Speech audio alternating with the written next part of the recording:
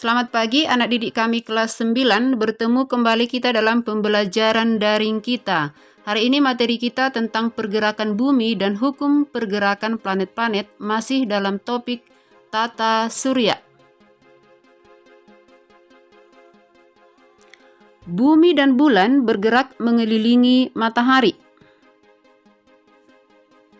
Bumi berputar pada porosnya atau kita katakan dia rotasi bumi. Ini dia akibat rotasi bumi. Yang pertama, terjadinya siang dan malam. Rotasi bumi mengakibatkan terjadinya siang dan malam. Hal ini terjadi karena ada dua bagian bumi yang sebagian menghadap matahari dan sebagian lagi membelakangi matahari. Bagian yang menghadap matahari mengalami waktu siang, bagian yang membelakangi matahari mengalami waktu malam. Yang kedua, gerakan semu matahari. Matahari sebagai pusat tata surya yang dikelilingi oleh planet-planet di dalam orbitnya termasuk bumi. Peristiwa itu disebut gerak semu harian matahari. Pergerakan semu matahari disebabkan oleh rotasi bumi yang membuat matahari seolah-olah mengelilingi bumi.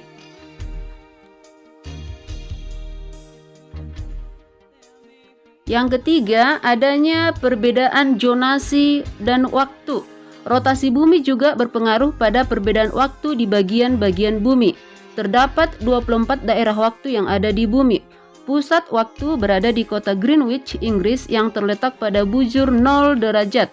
Setiap selisih 15 derajat, perbedaan waktu mengalami selisih 1 jam. Bagian bumi di sebelah timur Greenwich mengalami waktu yang lebih cepat dari Greenwich, sedangkan bagian bumi yang di sebelah barat Greenwich mengalami waktu yang lebih lambat.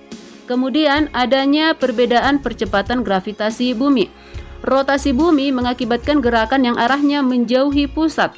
Akibatnya bumi menjadi tidak bulat sempurna. Ada bentuk tidak baku di kedua kutubnya dan mengembang pada khatulistiwa, sehingga diameter kutub bumi lebih kecil daripada diameter khatulistiwa. Hal ini berakibat pada percepatan gravitasi di daerah kutub lebih besar dibandingkan khatulistiwa. Pembelokan arus laut atau arah arus laut. Angin mengakibatkan terjadinya arus laut.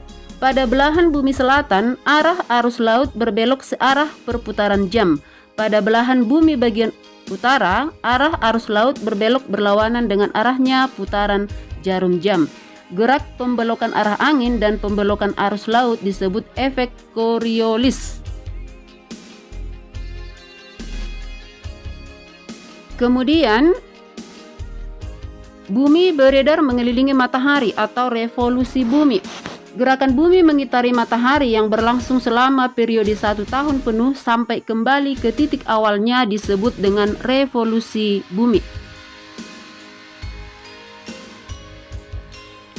Kemudian akibat dari revolusi bumi.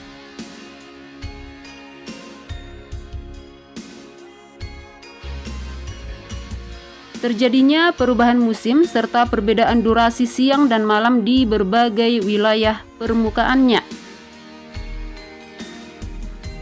Kemudian adanya gerak semu tahunan matahari dan terjadi perubahan kenampakan rasi bintang di wilayah langit.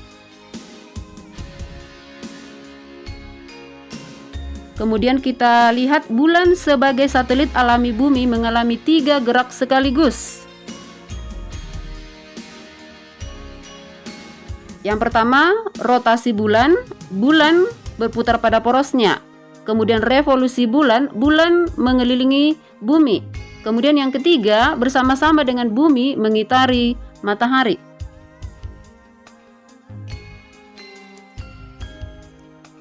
Bulan yang mengelilingi bumi disebut berevolusi. Kala revolusi bulan adalah 27,3 hari. Kala revolusi disebut juga sebagai 1 bulan sideris. Perpaduan antara gerakan bulan mengorbit bumi dan bumi mengorbit matahari mengakibatkan selang waktu dari bulan purnama ke bulan purnama berikutnya. Lama waktu ini yang biasa disebut dengan 1 bulan sinodis.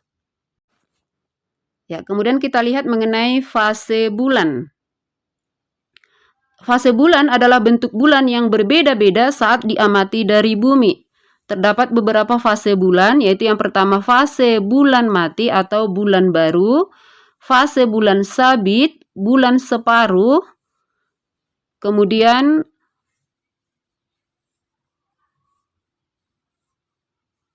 fase bulan bungkuk atau bulan cembung, kemudian fase bulan purnama.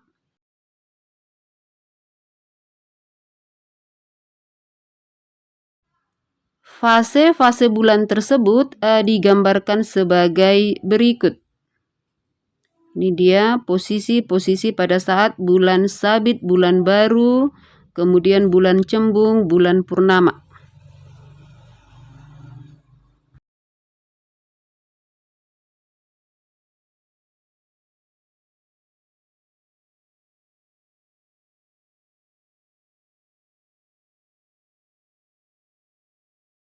Ya, kemudian kita lanjutkan ke hukum pergerakan planet-planet. Pertama sekali, pergerakan planet ini dikemukakan oleh Nicolaus Copernicus. Dia mengemukakan teorinya yang menganggap bahwa matahari adalah pusat tata surya atau teori heliosentris. Jadi anggota-anggota tata surya yang lain beredar mengelilingi matahari. Kemudian pendapat Copernicus ini disempurnakan oleh Johannes Kepler dengan mengemukakan 3 hukum pergerakan planet.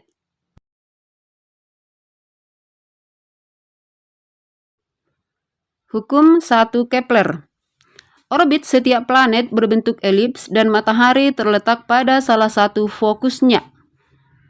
Digambarkan sebagai berikut.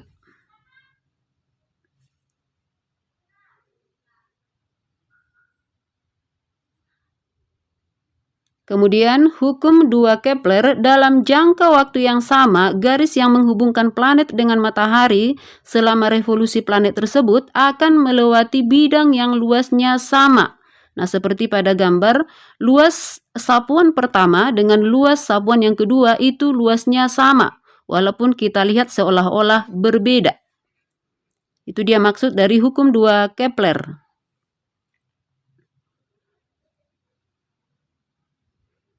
Kemudian kita lihat mengenai hukum 3 Kepler, kuadrat skala revolusi planet sebanding dengan pangkat 3 jarak rata-rata planet ke matahari dirumuskan seperti pada gambar.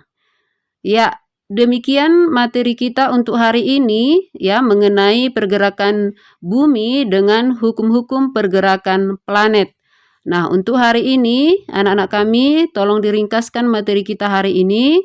Kemudian nanti kamu kirimkan di bagian tugas classroom kita. Terima kasih buat anak-anak kami yang sudah menyimak. Tetaplah semangat. Salam sehat.